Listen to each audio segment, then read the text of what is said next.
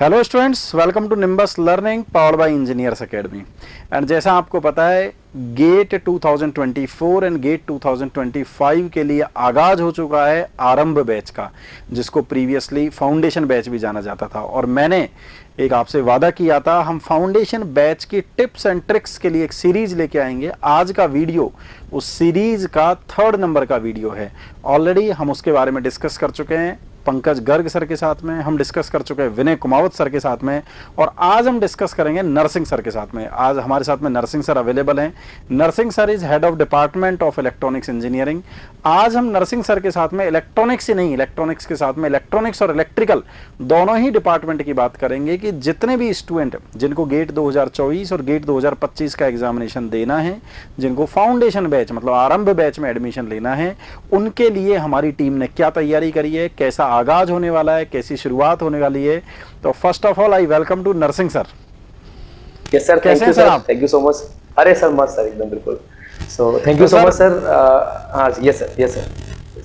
तो जैसा हम डिस्कस कर रहे थे, और मैं ऐसा पहले भी 2 वीडियो लेके आ चुका हूं, और आज सर हाउस द जोश फॉर फाउंडेशन बैच, आरंभ बैच। बिल्कुल सर, जैसा आपने बोला आरंभ बैच, पहले फाउंडेशन बैच के नाम से जाना जाता था। तो रही बात जोश की सर, तो सारे डिपार्टमेंट रेडी हैं, तो बस अपना ही नंबर था, तो अब बात हो ही रही है। तो एकदम बिल्कुल फुल तैयारी में हम लोग हैं। और जैसा कि हमने पीछे रिजल्ट्स भी बहुत सारे दिए हैं, बहुत अच्छा किया है। हम लोग हमेशा से रहा है कि जब भी बैच स्टार्ट होता है तो पूरी फुल तैयारी के साथ जितना अपना स्टडी मटेरियल्स होता है उसको अपडेट करना, सारा टेस्ट सीरीज वगैरह, सारा पूरी टीम लगी हुई है इस बैच को लेकर। और चूंकि सर इस बैच का जो एम रहा है हमेशा से ही कि हमें रैंक्स अच्छी देनी है, जो अपना मेन एम रहा है रैंक्स को लेकर, तो जाहिर सी बात है कि जोश पूरी टीम का बड़ा मस्त है और सब लोग एकदम लगे पड़े हैं कि बैच होने वाला। इवन आपका सेमिनार भी है सर, तो सारे लोग उसमें लगे पड़े हैं और जितने बच्चे आने वाले हैं उनको एकदम बिल्कुल अलग एज से पढ़ाई कराने वाले हैं। इस बारे में एक नई थिंकिंग है सर। यस सर, करेक्ट है। तो सर जितने भी इसमें एग्जामिनेशन हो रहे हैं, जो भी बच्चे एग्जाम देंगे इस गेट 2023 और गेट 2024 को, डेफिनेटली उनका रिजल्ट आने वाला है। और जैसा नरसिंह सर आप ये कह रहे हैं कि प्रीवियस ईयर्स के भी यदि आप एक्सपीरियंस देखें कि रिजल्ट के लिए बैच बना होता है, तो ऐसे 1-2 आप एग्जाम्पल दें ताकि बच्चों को आइडिया लग सके कि किस टाइप के बच्चों ने और कैसे एग्जाम को क्वालिफाई किया और उनका क्या एक्सपीरियंस रहा है प्रीवियस एग्जाम्स में। Yes sir. तो सबसे पहले मैं सर एक स्टार्ट करूंगा, आपको भी याद होगा सर, बिल्कुल याद होगा, अपने यहाँ पहली रैंक आई थी। वैसे बात तो पुरानी है लेकिन फर्स्ट रैंक हम लोग की थी नमन जायसवानी की। सर वो भी बच्चा फाउंडेशन बैच या ऐसे कह लें आरंभ बैच का ही था बच्चा। वो उसने भी अपने यहाँ 2 साल फाउंडेशन कोर्स किया था और he got first rank in the instrumentation branch. So जाहिर से बात हमने इतिहास रचे हैं, और वो तो चलो फर्स्ट रैंक थी, ठीक है। लेकिन उसके बाद सर हमारे पास बहुत सारे रिजल्ट्स हैं। इवन हमारे पास एक गर्ल थी सोनाली, जो कि JCRC से थी, जयपुर में कॉलेज है। तो मैं ऐसे कहूँगा कि हमारे पास बहुत सारे रिजल्ट्स हैं। इवन सर लास्ट ईयर, बहुत दूर ना जाए, लास्ट ईयर अपने 6 बच्चे हैं सर जो IIT खड़गपुर से एमटेक कर रहे हैं इलेक्ट्रॉनिक्स में। बहुत बड़ा नंबर होता है एक ही कॉलेज में, एक ही बैच में, और 6 के 6 बच्चे पढ़ रहे हैं सर। उसमें बहुत सारे नाम है, जैसे मेरे पास राना है, इसके बाद वहाँ पे मोहित है ना, और भी मेरे पास कहीं ना कहीं और भी कई सारा, एक वो अंबुज है। मतलब कई सारे बच्चे, नाम कई बार दिमाग से निकल जाते हैं, लेकिन ये मतलब 6 के 6 बच्चे वहाँ से, मेरे को नाम भी ध्यान है। नहीं हाँ, तो बहुत सारे सर बच्चे हैं जो अपने वहाँ से एमटेक कर रहे हैं और रिजल्ट्स। और अच्छा, जो भी बच्चा है ना, ये सारे बच्चे सर एक्चुअली में क्या है ना कि फाउंडेशन बैच के, ये आरंभ बैच के हैं, क्योंकि इनके पास एक टाइम बहुत मिल जाता है। तो इस बैच की जो सबसे बड़ी स्पेशलिटी है ना सर, कि हमारे पास एक सफिशिएंट अमाउंट ऑफ टाइम होता है बच्चे के साथ भी, बच्चे के पास भी, और साथ के साथ फैकल्टी के पास भी। तो हम लोग क्या करते हैं, जो कॉन्सेप्ट्स होते हैं ना सर, उनको बहुत बढ़िया से डिलीवर कर ले जाते हैं और कोई भी चीज़ स्किप नहीं होती है। इवन हम उससे ज़्यादा ही पढ़ लेते हैं, और फिर जाहिर सी बात सर टाइम होगा तो पूरी बातें बहुत अच्छे से डिस्कस होती हैं, जल्दीबाजी नहीं होती है। बच्चे के पास भी टाइम रहता है, वो भी चीज़ों को बहुत अच्छे से पढ़ता है। तो जाहिर सी बात है सर, दोनों का जब कोइंसिडेंट होगा तो definitely we will get good results. तो वही हम लोग बिल्कुल करते चले आ रहे हैं। जैसे आपने बोला सर भविष्य, तो भविष्य भी सर बहुत अच्छा बच्चा था, एवरेज बच्चा था, और सर उसने हार्डवर्क किया। और वो खड़गपुर तो नहीं, लेकिन सर निटी मुंबई सर, आप सर जानते हो, बहुत अच्छा कॉलेज है सर, जहाँ उसने MBA किया सर, और बहुत ही नॉर्मल कॉलेज सर, पूर्णिमा कॉलेज से पढ़ा हुआ बच्चा था वो। तो इस तरह से हमारे पास बहुत सारे रिजल्ट्स हैं जिनको हम काउंट नहीं कर सकते हैं, अनकाउंटेबल रिजल्ट्स हैं, चाहे जयपुर हो चाहे दूसरे शहर हो, हमें बहुत सारे रिजल्ट्स दिए हैं सर। Yes sir. आने वाले दिनों में आप देख रहे हैं कि आने वाले दिनों में और भी हम ऐसे रिजल्ट डेफिनेटली प्रोड्यूस करेंगे। और मैं आपको एक बात बता देता हूँ, बच्चों से मैं प्रॉमिस कर रहा हूँ, क्योंकि आप यदि ये देखते हैं पुराने रिजल्ट जो बच्चों के मिलते हैं, उनमें एक बड़ी कॉमन बात होती है कि उनमें से most of the student average student होने के बाद भी वो रैंक फोड़ देते हैं। उसका कारण ये है कि वो फाउंडेशन आरंभ बैच में कॉलेज के साथ में प्रिपरेशन कर रहे होते हैं, क्योंकि बड़ा डिफिकल्ट होता है कॉलेज के साथ में चीज़ों को मैनेज करना। अब क्योंकि इसमें क्लासेज जो होती हैं वो फ्राइडे सैटरडे संडे होती हैं, कॉलेज आवर्स के बाद में होती हैं, 3 दिन क्लास हो रही होती है, उससे सेमेस्टर में भी बेनिफिट मिलता है और आपको गेट के एग्जामिनेशन में भी बेनिफिट मिलता है। आपको इसमें 2 बार टेस्ट सीरीज देने का मौका मिलता है, प्रॉपर आपका सिलेबस का रिवीजन हो जाता है, क्लासेज होती है, कॉलेज के साथ मैनेज होती है। ये बड़ी इंपॉर्टेंट और खास बात है इस बैच की, इसीलिए मैक्सिमम स्टूडेंट का ना केवल सिलेक्शन होता है, वो रैंक फोड़ देते हैं। तो सर नरसिंह सर, एक मेरा आखिरी क्वेश्चन और है, आपने थाउजेंड्स नंबर ऑफ स्टूडेंट को पढ़ाया और ऐसे सैकड़ों बच्चे हैं क्योंकि उनका ड्रीम होता है कि या तो हम पीएसयू चले जाएं या आईआईटी चले जाएं, और डेफिनेटली बहुत सारे बच्चे आपने पिछले कई सालों में आईआईटीज में, एनआईटीज में या फिर पब्लिक सेक्टर में पहुंचाए हैं।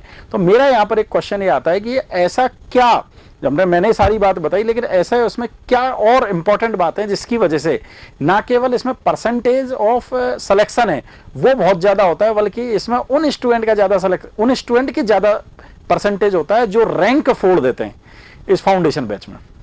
बिल्कुल सर, मतलब सर मैं आपके एक्चुअली इसमें 2 क्वेश्चन मेरे को समझ में आया आपका। एक पुराना क्वेश्चन, उसका जवाब देता हूं मैं, जो आपने स्टार्टिंग में बोला कि जो अपना बैच रहता है फ्राइडे सैटरडे संडे, है ना, इसका पहले जवाब दे देता हूं, बाद में बताता हूं फिर इसमें ऐसा स्पेशल हम क्या करते हैं जो हमारी रैंक्स आते हैं। ठीक है सर, तो पहला जो पॉइंट है सर आपने बोला ना सर फ्राइडे सैटरडे संडे, इसका मैं आपको एक बहुत ही मतलब जबरदस्त एग्जांपल दे रहा हूँ। एक गर्ल है सर, जो भी मैं नाम भूल गया था, निमिषा, आईआईटी खड़गपुर से एमटेक कर रही है and she basically completed BTech from Arya college.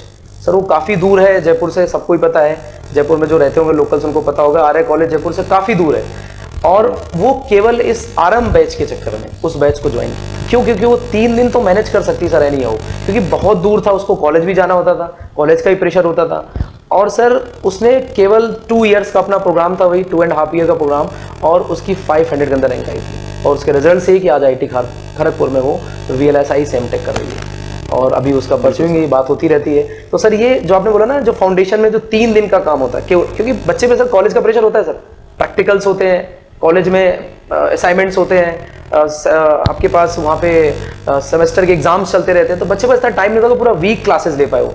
तो ये बैच सर जैसा आपने बोला कि बिल्कुल फिट रहता है उन बच्चों के लिए जो कॉलेज गोइंग होते हैं और इजीली कर सकते हैं, और अगर लॉन्ग डिस्टेंस में भी कॉलेज है तो 3 दिन किसी तरह मैनेज किया जा सकता है। अब मैं सर आपके दूसरे आंसर पे आता हूँ, जो आपने क्वेश्चन किया मेरे से कि क्या ऐसा करते हो आप।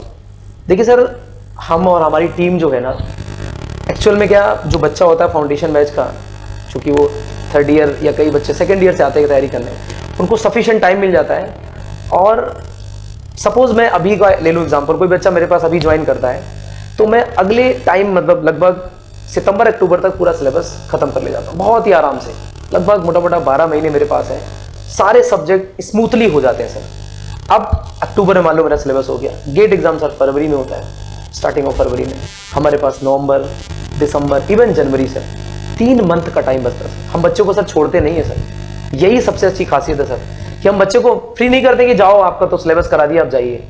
इसके बाद सर इवन हम ऑन कैमरा और रिकॉर्डेड बोले, बच्चा भी सुनेगा जो हमारे पुराने स्टूडेंट्स हैं, कि हमने सारे बच्चों को एक बार पढ़ाने के बाद सर पूरा रिवीजन भी कराते हैं सारे सब्जेक्ट के सर, कोई चार्ज नहीं लेते सर, फ्री एकदम, और इतना बढ़िया से कराते हैं कि मतलब पूरा पढ़ाने के बाद पूरा रिवीजन कराना, टेस्ट सीरीज कैसे दे रहे हो, फैकल्टीज बच्चों से बात करती है सर कि आपने क्या रैंक आया, कितना टेस्ट में आपका मार्क्स चल रहा है सर। ये मेन सर एक जो रहता है लास्ट में ना 3-4 मंथ्स का, जो हम लोग एक हार्ड वर्क करते हैं, पढ़ाते तो सारे था सर, लेकिन लास्ट में जो 3-4 महीने का रहता है ना सर निचोड़, वो हम निकाल के देते हैं। ये रीजन है सर जो आपने बोला ना कि रैंक्स कैसे लाते हो आप लोग, ये सबसे इंपॉर्टेंट है। जी सर, बिल्कुल सही बात है सर। एक्चुअली जब लास्ट में बच्चा तैयारी करता रहता है, थोड़ी दिन तक मोटिवेशन चलता है, फिर वो अप एंड डाउन्स आते रहते हैं, कॉलेज के एग्जाम है, सराउंडिंग का एनवायरनमेंट है, तो बच्चा बड़ा डिस्ट्रैक्ट हो जाता है। तो ये अपना बड़ा ही एक पॉजिटिव पॉइंट है इस बात को कि लास्ट में हम रिवीजन बहुत अच्छे से कराते हैं।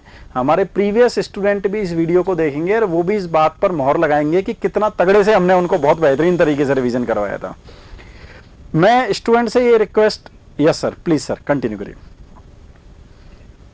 मैं स्टूडेंट से रिक्वेस्ट करूंगा कि 23 ऑफ सितंबर से हम शाम को 4:30 बजे ऑफलाइन आरंभ बैच स्टार्ट कर रहे हैं, वही अपनी पुरानी जगह इंजीनियर्स एकेडमी गोपालपुरा सेंटर पर।